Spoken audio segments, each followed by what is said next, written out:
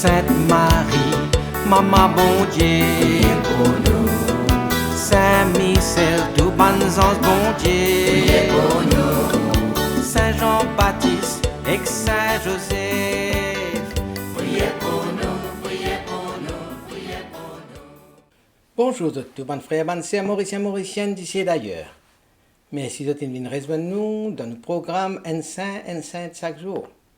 Dans ce programme-là, nous avons l'occasion de faire connaissance avec pan saint, pan sainte, qui l'Église invite nous pour célébrer chaque jour.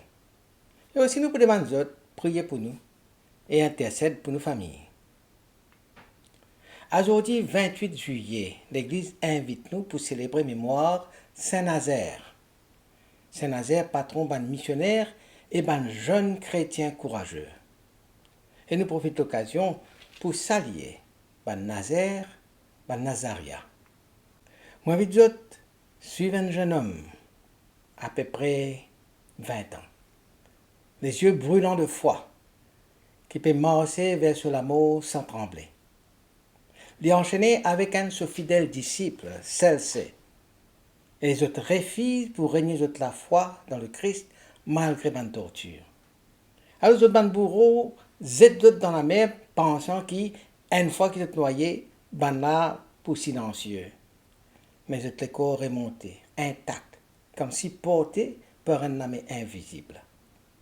C'est un miracle pour refuse, pour fermer la bouche, résume la force tranquille de Saint-Nazaire, un témoin qui pas mort, même noyé.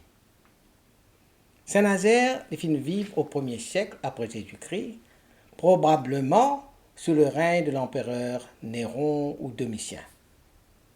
C'est une époque dangereuse pour les chrétiens, encore considérée comme une secte juive qui finit révoltée.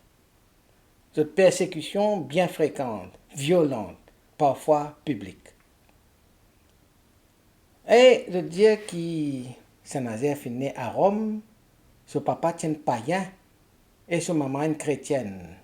Son maman s'appelle Perpétue, qui lui-même est converti du paganisme à la chrétienté. Bien jeune, Saint-Nazaire quitte Rome pour y évangéliser la Gaule romaine, en particulier à Milan. Ce zèle apostolique amène lui pour traverser l'Empire, malgré les dangers politiques, malgré les tiraillements, les critiques, les moqueries, malgré les pièges que le pouvoir peut mettre en place. Ce papa païen, bien sûr, refuse sur la foi, mais Nazaire choisit pour lui quitter le foyer familial pour y vivre la pauvreté missionnaire. Et sa geste de rupture, là, est douloureux. C'est parce que c'est un fils qui tourne les dos à la sécurité affective pour répondre à l'appel du Christ. Mais c'est quand même un geste qui montre que la foi dans le Christ les dépasse tout ban lien émotionnel, tout ban lien relationnel qui nous capable venant avec nos ban proches, avec même nos ban famille. Avec ce jeune disciple, celle-ci, les autorités romaines arrêtent eux. Celle-ci, à l'époque, c'était un enfant. Probablement un enfant qui peut apprendre le catéchisme de Saint-Nazaire, un catéchumène. Nazaire, il dit qu'à sauver, il allait. Mais il reste avec celle-ci. Il partage le ban de coups, partage de prison, et bientôt, il partage le martyr. Sa solidarité entre le maître et son disciple, c'est-à-dire entre Nazaire et ses élèves celle-ci, ça dit beaucoup sur la foi vivante et la foi concrète. Ce n'est pas une badinage. Le tournant sur la vie est arrivé peut-être à une conversion totale, complète à la foi chrétienne depuis son adolescence. Il est éduqué en partie par sa maman qui est une chrétienne, qui est convertie, et très tôt, il choisit pour lui consacrer lui-même entièrement à la prédication et renonce à tout bon privilège qui sur l'origine romaine donne lui. Un autre choix décisif qu'il fait, c'est l'étant il quitte sa région, quitte Rome, pour évangéliser les païens, surtout à Milan. Là, il devient un prédicateur itinérant, malgré la loi impériale qui interdit, qui a fait une conversion chrétienne. Et il est distingué par ce courage tranquille, refuse la violence et vive dans la simplicité. Ça retourne de son écho avec celui de son compagnon CAC, de la noyade, considéré comme un miracle. Hein. Alors, par l'autorité, tu as envie, arrête zot, ferme zot la bouche, arrête de prêcher. Zet zot dans la mer, noyé, probablement sur la côte italienne. Mais en plus, tu as zot la main, vous êtes zot dans de l'eau pour te noyer. Mais au lieu de couler, de te retourner, d'après la tradition racontée, de te retourner, de pratiquement marche l'eau de l'eau, littéralement marche l'eau de l'eau, comment le Christ nous fait dans l'évangile. Et de te retourner, ben bourreau là même là, je trouve déconcerté. Et ce miracle-là, il est interprété comme un signe de la protection divine et de la légitimité, mission Saint-Nazaire et celle-ci, ce disciple. Et ça provoque beaucoup de conversions parmi les témoins, y compris les soldats. Ce miracle-là, il illustrait que la foi inébranlable lui permet de nous marcher au-dessus de toute tempête, de toute épreuve, de toute difficulté. C'est une image puissante pour les croyants confrontés dans les eaux de l'adversité. Finalement, une conversion miraculeuse qui finit d'arriver, les Tchals dans la région de Embrun, dans les Alpes, pour y amener la bonne nouvelle là-bas. Nazaire et celle-ci fin prêche dans un village qui est profondément païen. Et malgré les menaces, malgré les moqueries, malgré les interdictions, ils continuent à évangéliser, si bien qu'il finalement beaucoup de conversions à Embrun. De paroles, tous les cœurs, une famille entière se convertissent. Abandonnent notre culte païen pour suivre le Christ. C'est un phénomène qui est perçu comme un miracle, parce qu'il fait produire sans violence, uniquement par la force de la foi et la parole. C'est un récit d'hier qui, même, finalement, une guérison spontanée, qui finit survenue après la prière de Nazaire et son compagnon celle-ci. Cette conversion-là, ça finit contribuer à l'implantation durable du christianisme dans les Alpes, bien avant l'arrivée d'un évêque missionnaire. Saint Ambroise, en l'an 395, Saint Ambroise de Milan, découvert à partir d'une vision le corps de Nazaire. Étant découvert le corps de Nazaire, je trouve le corps là incorrompu, c'est-à-dire pas fin décomposé, avec du sang encore frais. Et ça fin provoque une vague de dévotion dans toute la région milanaise. Nazaire, alors, devient un des martyrs les plus honorés de l'Italie du Nord. Nazaire accompagne celle-ci, fin entreprendre un long voyage missionnaire depuis Rome. Je ne passe par Milan, que brièvement je bien fait un peu la prison, et puis je fin continuer vers les Alpes, Embrun, jusqu'à Trèves, en Allemagne.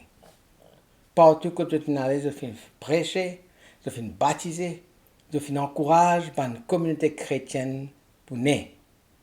Cette mission fin semer d'embûches, je fin flageller, je fin un coup de fouet publiquement parce qu'ils ont refusé sacrifier à un dieu romain. Je fin connaître la prison à plusieurs reprises et je fin enfermé dans une prison sale, noire, parfois sans nourriture. Je fin connaître la torture et je fin faire tout cela pour pour régner la foi, mais je fin rester fidèle. Finalement, vers l'an 56, le temps de t'arrêter à Rome, toujours refusant de régner la foi, je condamné à mort. avant cette exécution, de prier ensemble. De bénir ban bourreau et de t'accueillir la mort avec la paix, avec la joie, convaincu qu'il peut rejoindre le Christ, le Seigneur. Cette la mort vient un témoignage puissant, inspirant d'autres chrétiens pour tenir bon dans la foi malgré pas de persécution qui t'appelle à cette époque-là. Nazaire incarne l'audace missionnaire par sa fidélité jusqu'à martyr. Il y a un modèle de foi et d'engagement. Il permet l'implantation du christianisme dans le nord de l'Italie, dans les Alpes, un petit peu partout côté les finales.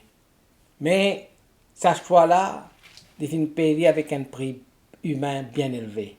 Solitude affective après la rupture avec son papa, emprisonnement et torture, la mort violente après avoir souffert avec son disciple.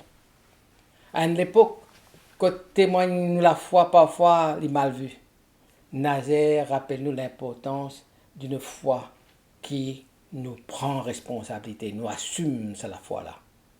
Il rappelle-nous que ce soit la famille ou la société, il montre-nous que la vérité du Christ mérite d'être suivie à tout prix. Dans sa relation avec celle-ci, il inspire-nous dans l'éducation chrétienne pour les jeunes. Malgré les épreuves, il reste doux, constant, plein de foi, et ça inspire-nous pour faire la même chose. Une parole qui est capable d'inspirer nous et résumer un petit peu l'esprit de Saint-Nazaire.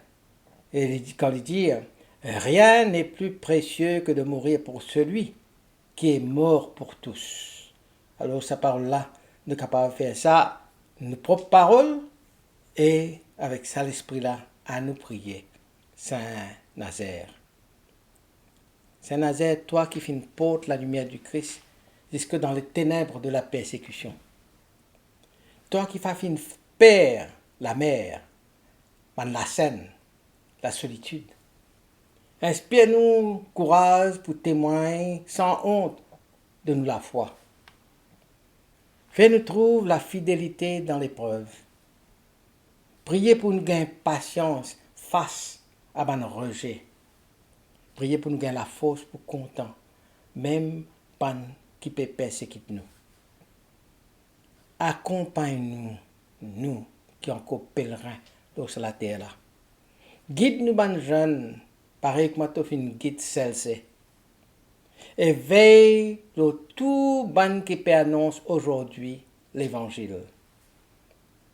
Par toute l'intercession.